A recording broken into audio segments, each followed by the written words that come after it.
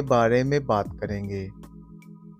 इस टैबलेट को किन कंडीशन में इस्तेमाल किया जाता है, इसको इस्तेमाल करने का क्या तरीका है और कौन से लोग इसको इस्तेमाल नहीं कर सकते और इसको इस्तेमाल करने से क्या क्या साइड इफ़ेक्ट्स हो सकते हैं। इस टैबलेट का कंप्लीट रिव्यू आपको आज की इस वीडियो में बताऊंगा।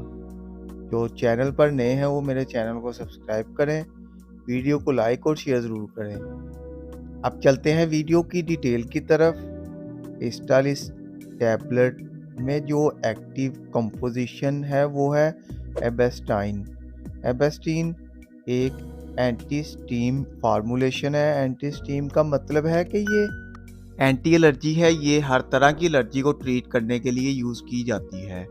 ये बेसिकली एंटी एलर्जी टैबलेट है, ये हर तरह की एलर्जी से रिलीफ देती है, जैसा कि सीजनल एलर्जी